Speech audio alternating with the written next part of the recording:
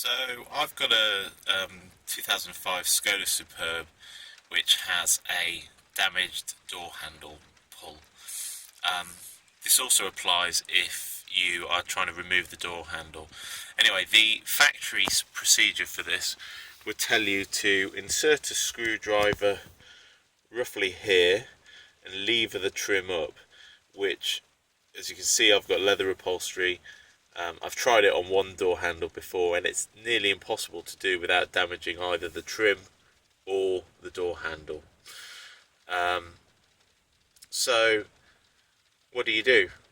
It's extremely well put together and it's very hard to get off. So what I discovered was that if instead of attacking it at the bottom you go for the top, then there is a really neat way of doing this, which just needs a bit of strength and persistence.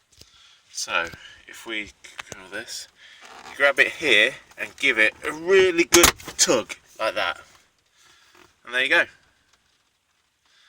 and that is off. You can see no damage. You can see down here, or maybe not, just there, that's where you would put your screwdriver in. You can see the kind of angle you would have to make against the